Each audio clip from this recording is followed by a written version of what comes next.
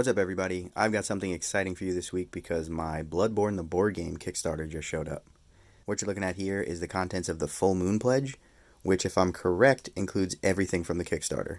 And as you can see, it is quite a lot of stuff. So I'm going to take you through the contents of each of the boxes, and we'll take a look at what comes inside, especially the beautiful miniatures. So let's get into it. Alright, so this is the core box. I already took the plastic wrap off of it, but let's pop it open.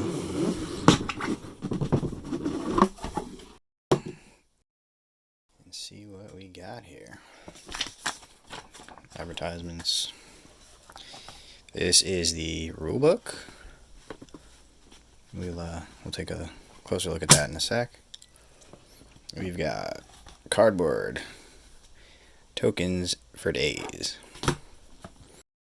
This looks like a couple of sheets of the map tiles, more map tiles. Put these over here. It looks like some type of board. And this is going to be models, it looks like. Put that aside for now. Player dashboards.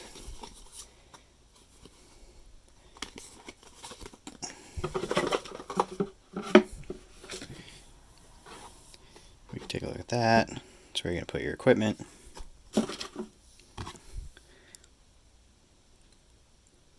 I'm not sure what those are, but we'll find out when we read the rules. And inside on the bottom we have all of the cards. It looks like there are quite a few different packs. Got enemies.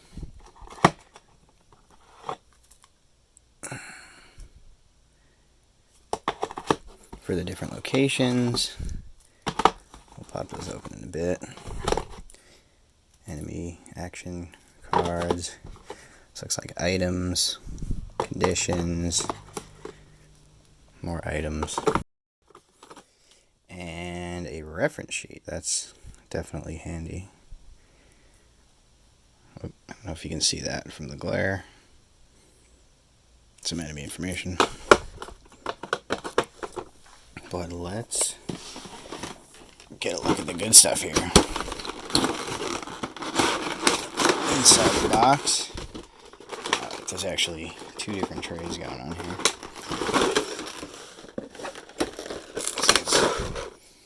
Put these guys down. Alright. We got the top tray. Looks like the player characters, the hunters. I think these discs are to color code your player character so you know who is who. And then we've got enemies. One of the things I love about Bloodborne is the aesthetic. A lot of the enemies are really cool looking. Kind of a spooky Victorian aesthetic to it that I really like. And under here we have more enemies, some of the bigger ones. I played Bloodborne fairly recently, but I don't actually recognize some of these things. Looks like this guy's got a little bit of warping on there.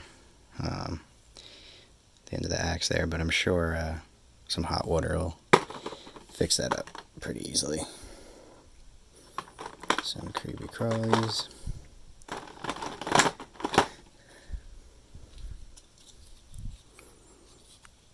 They look like pretty standard board game quality miniatures here.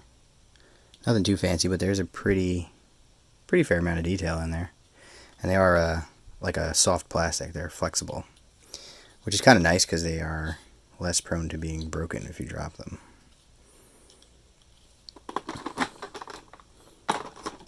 And then we actually have some villagers that come with a few on a base, which is kind of cool for this sort of immersion of the game. I guess that is all of the models that come in the base set. There are quite a few here. But let's take a quick flip through the rulebook before we take a look at the other expansions. Alright, let's take a quick flip through the rulebook here. It looks like only 28 pages. That's actually fairly short for a game like this. We got the contents of the box, rules for setting up the campaign, showing you how to organize your cards and the boards. Looks like it's pretty well organized. How to set up the encounters and the play space. What happens if you lose? Yep, it looks like there is a way to just full on lose the campaign and have to start over. Sounds like a Souls game. How you move through the tiles and set up the enemies. Rules on using items. So far pretty straightforward. This is going to be how you resolve combat. Some cool art in here. That will help when I'm getting the miniatures painted up. More examples from combat, abilities you have.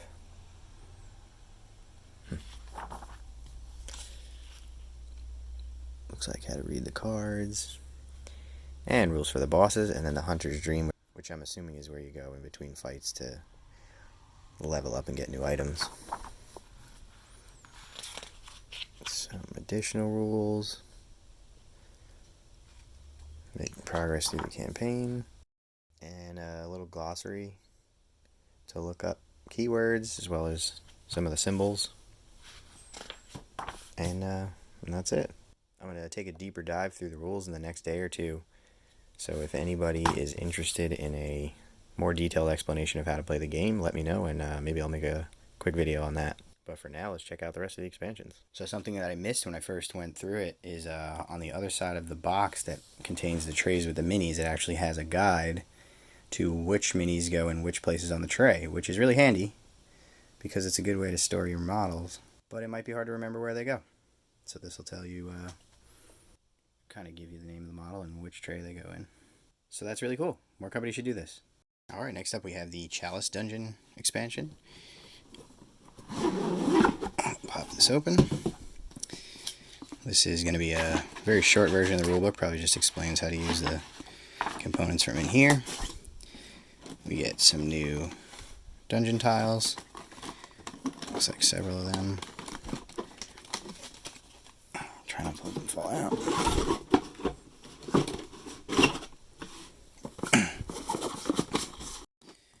This looks like maybe enemy attack patterns. Actually, I haven't familiarized myself with the rules of this game yet. I don't know if you can tell, but that'll be coming in the next couple of weeks. These, let's see, for PvP combat, I guess. Ooh, that's interesting. If anybody watching played the Dark Souls board game, it's not made by the same company, but there's definitely some similarities. But it didn't have player versus player combat, which is kind of cool. I'm looking forward to checking that out for sure. Alright, and what else do we have? Looks like just the miniatures box.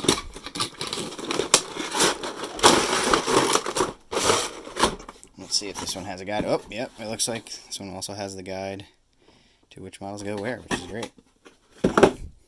Definitely a big fan of that.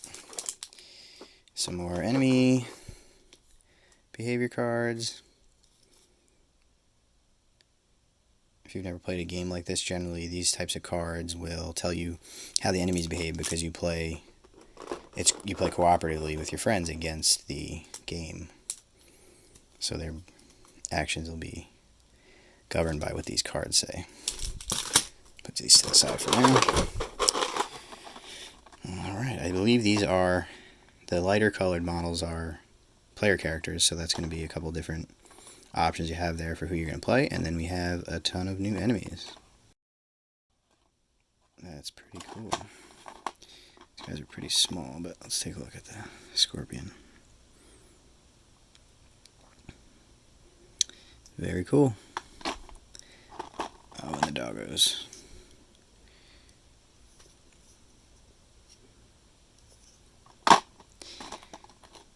Alright, and what else do we have? Some big guys in here as well.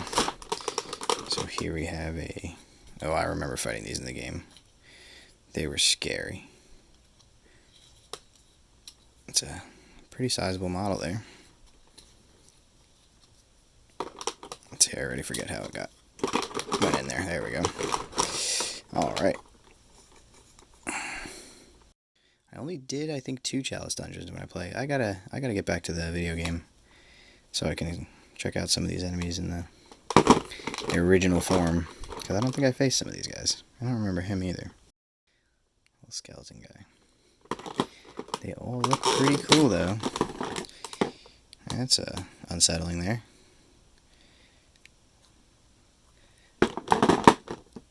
We got rats. And more creepy monster dogs. Alright, that's all the models from the Chalice dungeon, so let's check out the next one. Alright, next up is the Blood Moon box. Let's pop into this guy. Alright.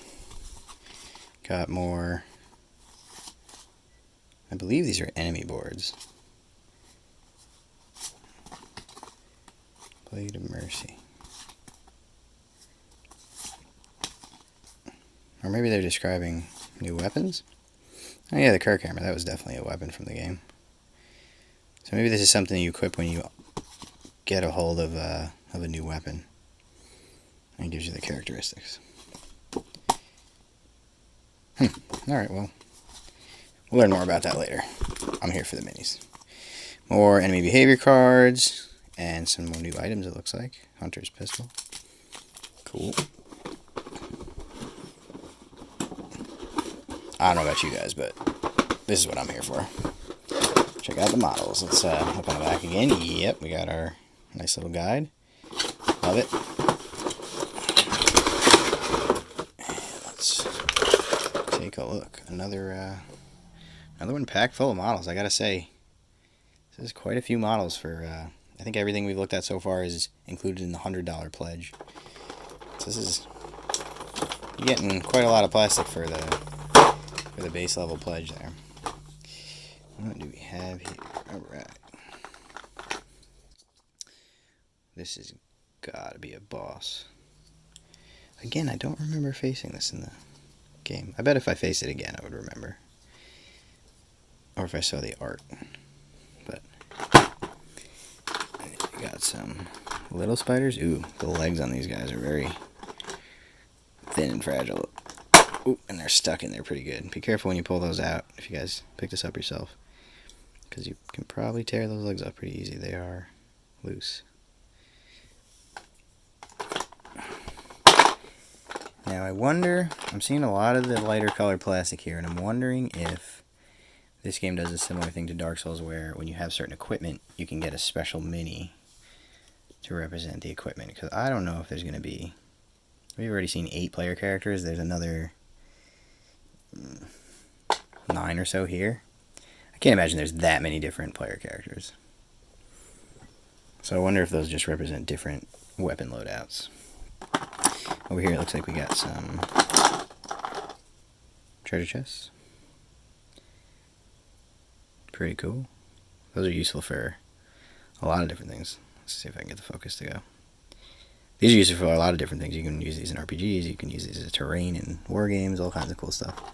So that is really good to have. Take a look at a couple more of these guys. Whoops. Creepy looking monsters. I like it.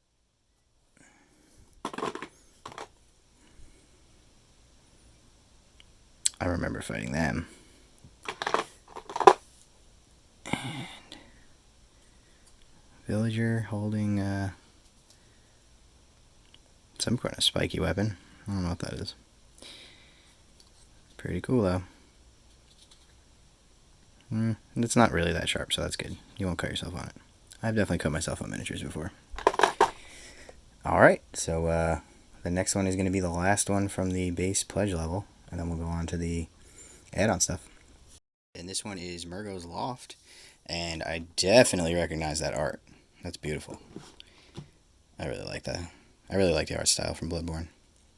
It's pretty dope. So let's jump into this guy. These are in small boxes, so I'm imagining we'll get fewer minis in here. We got some... Oh, only one new dungeon tile. Because this is probably just for a boss battle. So we get some cards, behavior cards. There's kind of a lot in here. I'm sure there's some other stuff going on. And more enemy stuff.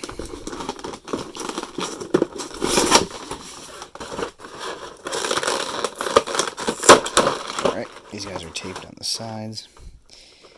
So we got some little guys. I think these are ads from the boss fight that attack you. I vaguely remember this boss fight.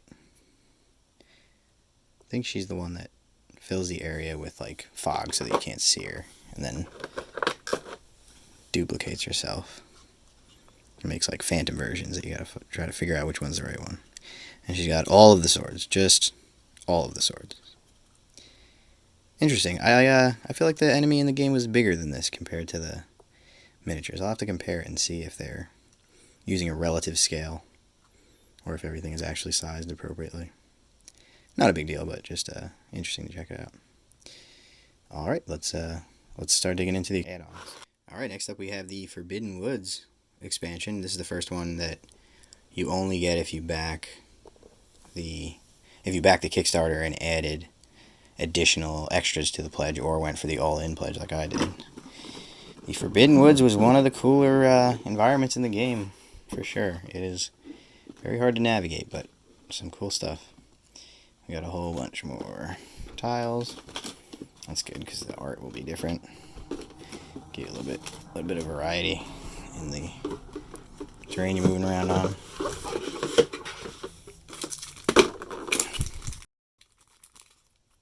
There are probably, if I learned anything from other board games, there will probably be a whole new set of enemies you'll fight when you're in these areas that are appropriate to the environment.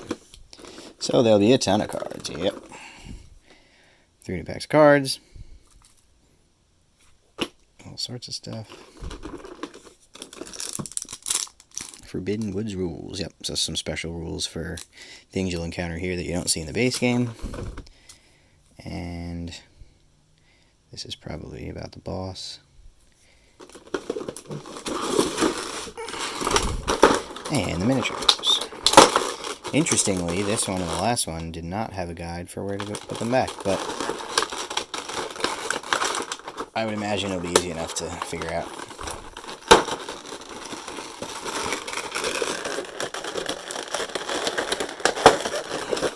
Also, interestingly, they're taped 4 times and not just 2. Alright, so we have the pig. If you play the game, you probably remember fighting these pigs because they're scary. And the little multi-headed Medusa snaky monster things. That's the technical term. I looked it up before the video. We got more forest creatures. A little scary looking. Another multi-base. I really like this idea. This is cool. You don't see that a lot in games like this. Multiple figures on one base. I'm into it. We got a creepy little person. Like a swamp hag type thing.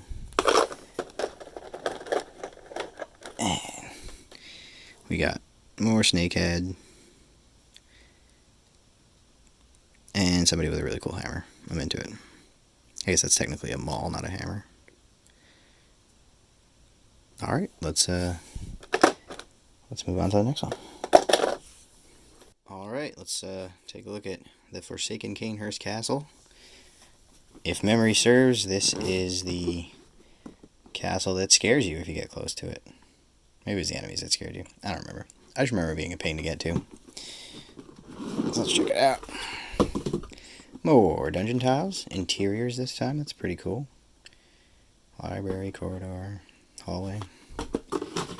They're very colorful, actually, which is interesting because Bloodborne, all the Souls games tend to be very gray.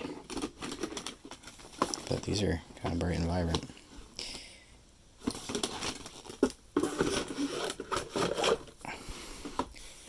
We got another set of cards because this is a new area, so we're going to have new rules, new enemies, all kinds of stuff.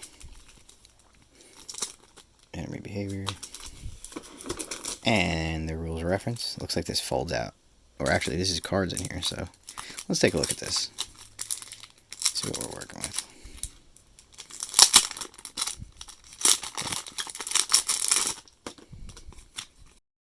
So we got special rules for running campaigns.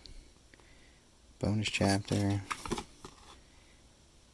This just tells you what the stuff is that came with it. And then this is all, looks like different enemies. Castle Spirit, yep. So these are enemy behavior cards. Alright, so nothing too surprising in there. Little cards, toss that. And more minis.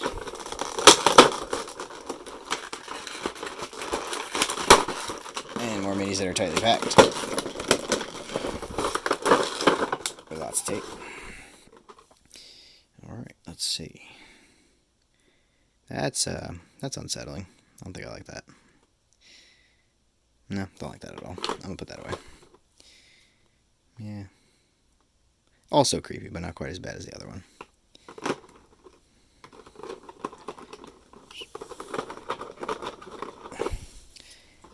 Take a look. Looks like she's holding a candle, but when you look closer, that is a knife. Oh, there's your candle. Boom. Ask and you shall receive.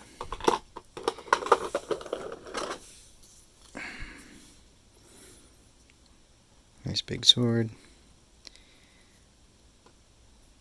Looks like a dead woman sitting in a chair. My thumb's in the way. Pretty cool. Kind of wish there was just a model that was just that chair. That would work really cool for terrain and RPGs. And the boss. I remember fighting him as well.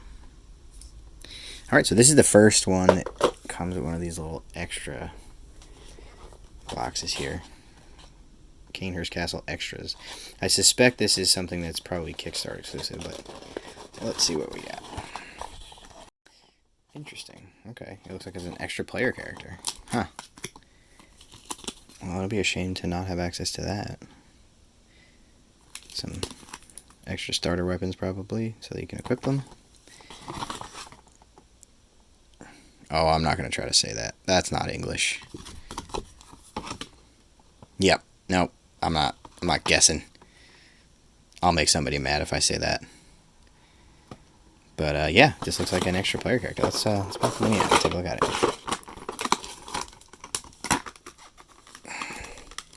Man, they go hard with the tape.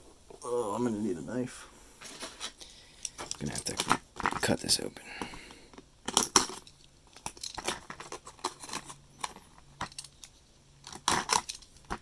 Sorry, this is not super entertaining. But I wasn't expecting them to tape some of this stuff up so good. Alright. Let's pop it out. Wow, is there more? No, okay. It's just stuck. Here we go. Yep, so this is another player character mini. I think the miniatures in this game are actually smaller than the Bloodborne miniatures. Again, it's a different company, so it's not super surprising, but they do have a lot of similarities. But let's move on and check out the next one. Well, I know I've heard that word said before, but I don't know how to say it, and I'm not going to guess. So this is the Unseen Village. Another small box. We have one tile. which leads me to believe this is probably mostly a boss fight. We have more cards. Cramped Casket. Kidnapper. I'm kind of excited to get in and read the rules. There's a lot of stuff in these boxes. I wonder what it all does. But let's get to the good stuff. Ooh, this one's heavy.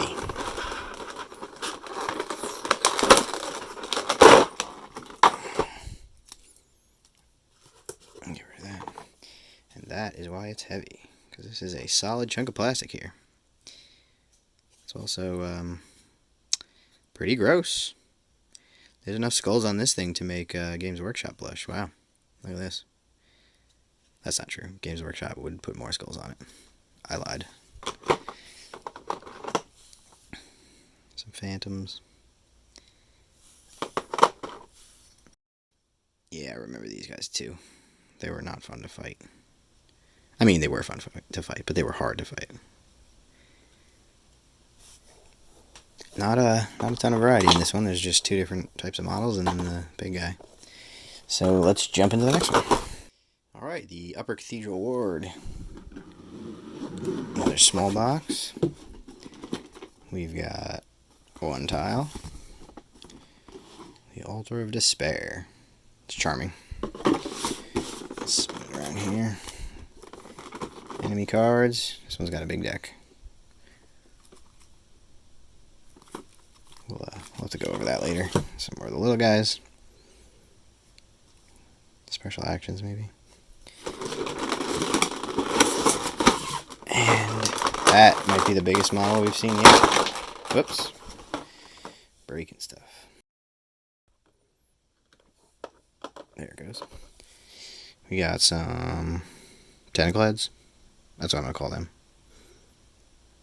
Or elf hats. Either way. That's, I'm not going to comment. I'm not going to comment on this one. You can just look at it and decide for yourself. And the Cthulhu Monster. Wow. This thing is, it's pretty intricate. It's a cool model. These wings are very, I'm concerned. Storing these it's going to be difficult. I'm going to recommend that everybody saves these vacuum form things because some of the stuff is going to get bent and broken if you just try to throw all these in a box together. But I guess that's why they give you these. For shipping. Alright, we got 1 or 2 left. Let's do it. Alright, this one is the Hunter's Dream. I believe that is where you fight the final boss. And it's also like the hub area when you start the game. Hunter's Dream rules. 1 page. Alright, straightforward. Mini boss rules. Okay, so there's going to be mini bosses. That's interesting. We've got the workshop. This is where you stored your items and upgraded your weapons and such. Pretty cool. And that's the field next door where you fight the boss. I have very bad memories of that. We've got some more enemy or mini boss rules. Ooh, and there's a big pack of the little cards.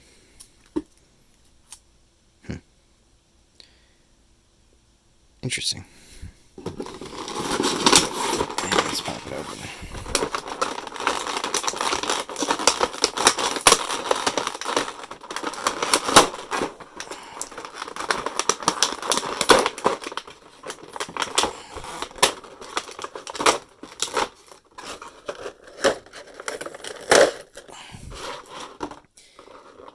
Alright, let's take a look here. Yeah, it's another one I don't recognize. I'm going to go play Bloodborne before I make any more of these videos so that I can actually speak intelligently about some of this stuff. But you can skip the comments about how I'm a noob and I don't know anything about Bloodborne. Because I'm admitting that I don't remember as much of this as I'd like to. We've got a guy with a big sickle. There's actually quite a few different guys here. Interesting. These look like player characters. Do you fight a player character at the end of Bloodborne? I remember the boss being very hard to beat, but maybe I only played it once. Maybe he's different every time you go there. Well, I guess we'll find out together. I think this was the final boss, but you had to do certain things in the game to get to it, and I don't think I did.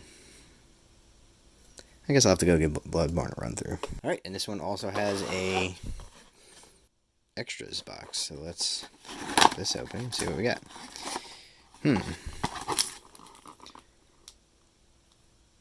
Okay. Repeating pistol. More player items. Mini boss spawn cards. And then we have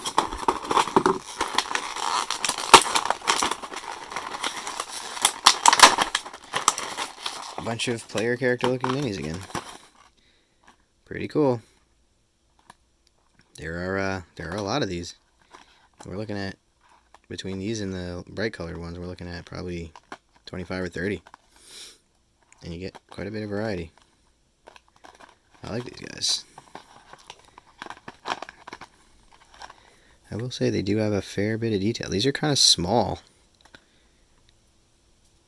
but they do have a lot of detail there. I don't know if the camera really does them justice, but you can even see some of the detail on the gun there. It's pretty, it is pretty impressive. I have to say the quality of the minis is good. I'm excited to get these guys painted up.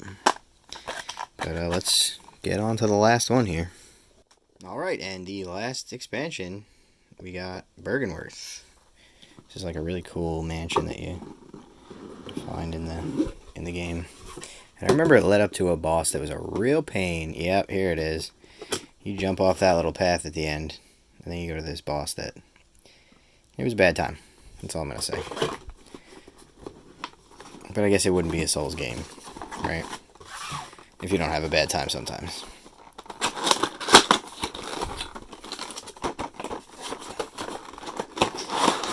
Let's pop this open. We've got more enemy cards. A whole deck of enemy cards. There he is. That's the guy.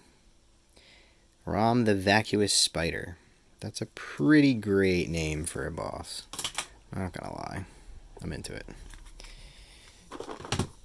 And the little deck. And that's the guy there. He looks more like a slug than a spider to me, but I guess he's got 8 legs. That technically counts. Yeah. But he comes in with a ton of ads, and he spawns more as he goes. And I think I just spec'd wrong because they used to one-shot me. It was pretty brutal, but I got past it.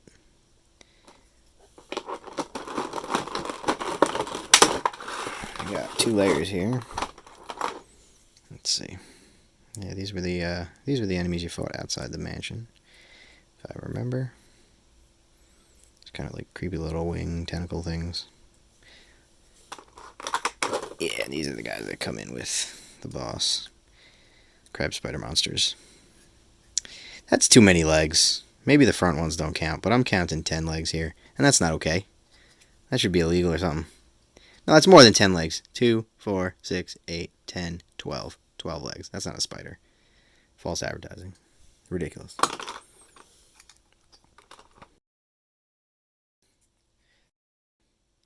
That's the same as the guys up top. Alright, so that is the whole lot. And that is everything that comes in the all-in pledge for Bloodborne the Board Game. Obviously, I didn't go through every stack of cards and dig into too much detail because we'd be here all night. There's way too much stuff. And frankly, I don't know enough about the rules yet to really give you a lot of information about that stuff. But drop a comment below and let me know if there's anything else you want to see in more detail. Or if you'd like me to do some more videos on Bloodborne the Board Game, either gameplay or painting tutorials or explanation of the rules, anything along those lines. But in the meantime, don't forget to drop me a like and hit the subscribe button if you're looking forward to more Bloodborne content. And consider passing this video along to somebody who you think might want to check it out. And thanks for watching.